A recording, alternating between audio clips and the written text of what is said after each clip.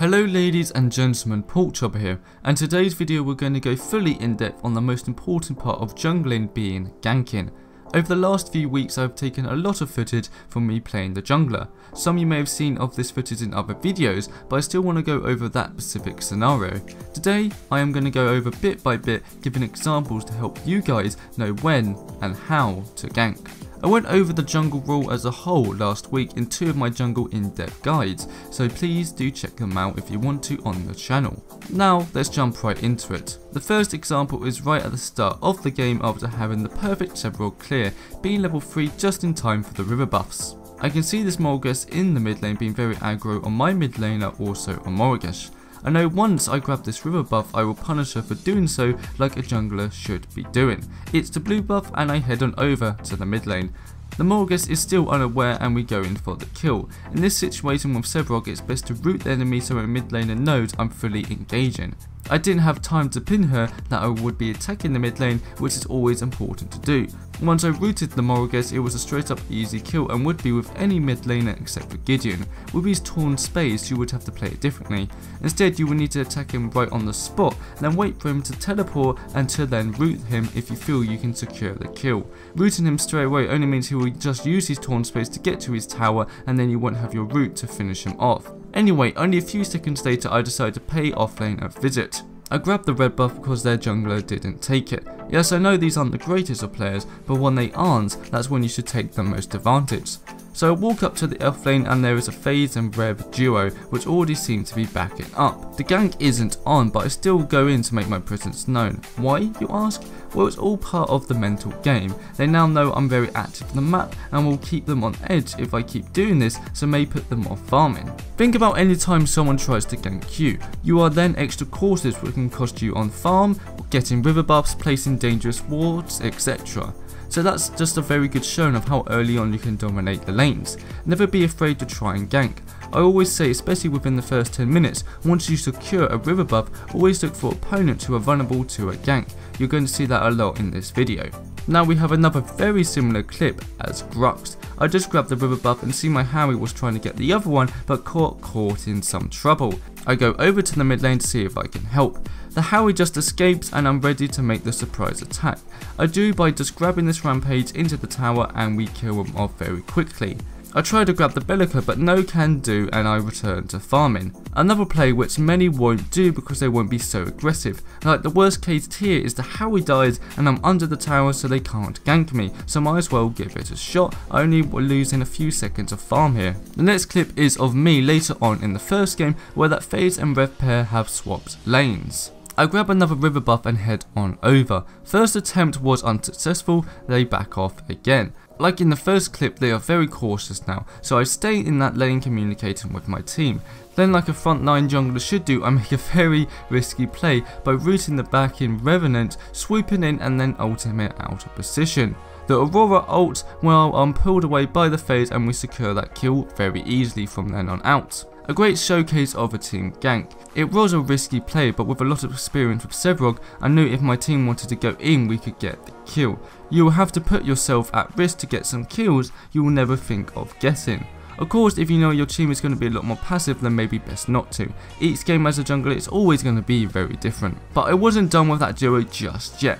Only a few minutes later I grab another river buff and head on straight over. Being in Viz gives me a lot more options this time. It was rough because I knew the one I could gank is the Rev because he's right next to the tower, and with Severog that's perfect. I only had a FaZe with me, so even if I have ulted the enemy FaZe close to the tower I would be pretty screwed.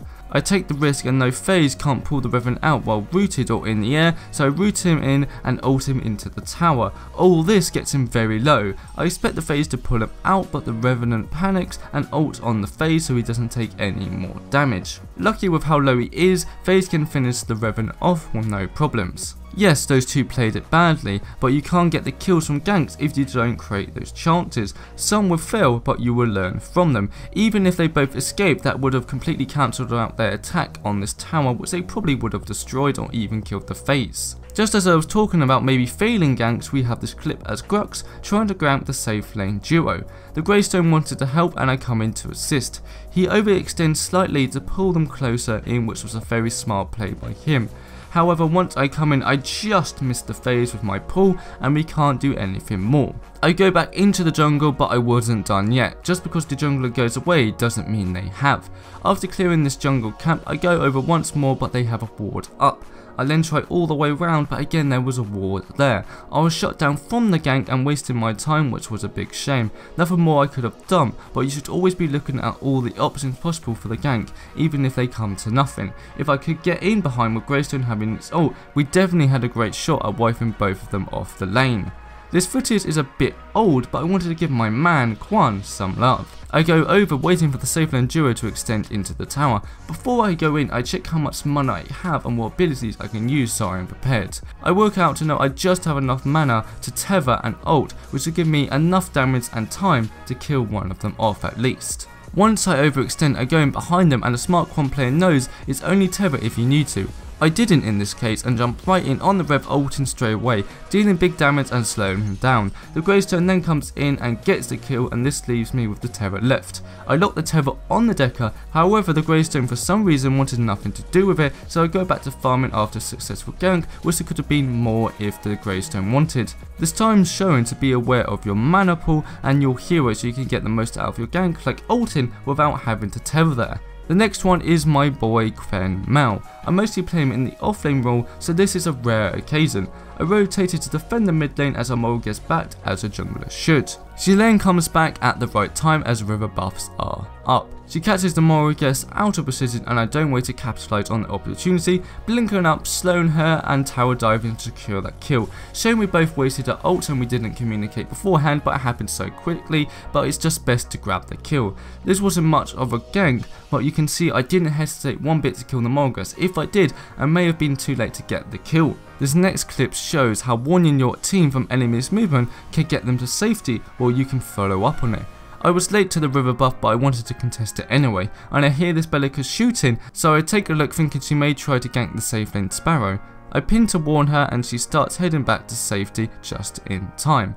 I then come back to punish this Belica for daring to touch my precious carry by sliding in and pulling her into the tower's range. The pull just gets her, but in my opinion if I can't get her under the tower I won't be able to kill her, so it's all or nothing move. Once she is under the tower she takes a lot of damage from me, the tower and the Sparrow. The Belica almost gets away, but with Sparrow's piercing arrow we secure the kill. From the Sparrow being into a lot of danger to us securing the kill, with the carry most importantly getting the CXP. A very quick turn of events because I was aggressive and didn't think twice. Without my vision on the Belica also, the Sparrow may not have seen her on the map until it was too late. I think that's enough videos for today's video. It should show how I play and hopefully help you out. I play and have learned to be a much more aggressive jungler, and timing the river buffs is a big part of that, making sure I'm always there ready to take them, then push on to try and get a kill. There's sometimes you won't be able to, but helping pushing a lane, for a tower, counter jungling, farming your jungle, putting an aggressive ward up, there's so many things a jungler needs to be thinking about and to do to play their role